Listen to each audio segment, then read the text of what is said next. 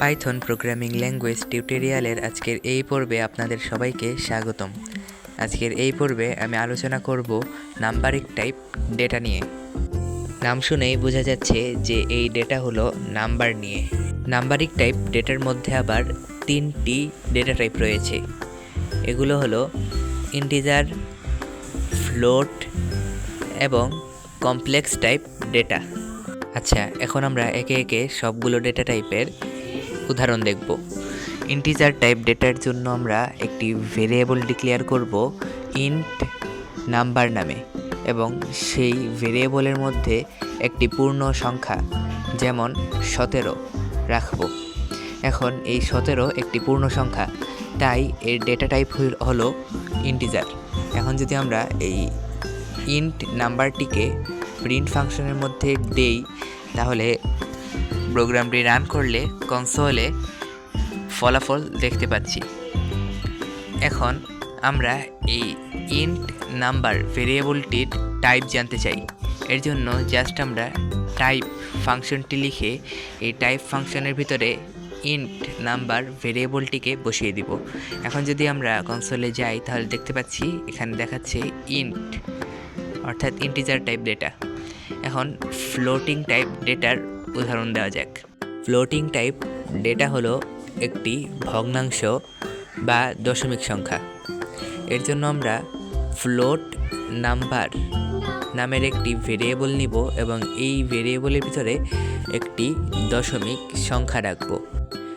এখন যদি আমরা এর পরের লাইনে প্রিন্ট ফাংশনের মধ্যে টাইপ ফাংশনের মধ্যে এই ফ্লোট নাম্বার ভেরিয়েবলটিকে রেখে দেই এবং প্রোগ্রামটি রান করি, তাহলে দেখতে পাচ্ছি যে কনসোলে আউটপুট দিচ্ছে ফ্লোট, অর্থাৎ এটি একটি ফ্লোট টাইপ ডেটা। এখন এখানে যদি আমরা জাস্ট ডট দিয়ে প্রোগ্রামটি রান করি, তাহলে কনসোলে দেখতে পাচ্ছি তারপরও ফ্লোট দিচ্ছে। অর্থাৎ যদি আমরা কোনো একটি নাম্বারের পর একটি ডটও দিই, তাহলেও আমাদের ফ্লোট ডেটা টাইপ হয়ে যাবে এটি। এখানে যদি আমরা 00 দিয়ে রান করি, তাহলেও ফ্লোট দেখতে পাচ্ছি। আচ্ছা, এখন আমরা কমপ্লেক্স টাইপ ডেটা নিয়ে আলোচনা করব। কমপ্লেক্স টাইপ ডেটার মধ্যে নাম্বার লেখার পর একটি লেটার দেওয়া লাগে। এটি আমরা প্র্যাকটিক্যাল দেখার জন্য এখানে একটি ভেরিয়েবল ডিক্লেয়ার করব কমপ্লেক্স নাম্বার নামে, এবং তার মধ্যে আমরা কিছু নাম্বার ভ্যালু দিয়ে দিব। এখন আমরা যদি এই নাম্বার ভ্যালুর পরে একটি লেটার দিই, যেমন এখানে আমি এ দিচ্ছি, এবং এর পরের লাইনে আমরা প্রিন্ট ফাংশনের মধ্যে এই কমপ্লেক্স নাম্বার ভেরিয়েবলটিকে যদি প্রিন্ট করে দিয়ে প্রোগ্রামটি রান করি, তাহলে কনসোলে এরর দিবে।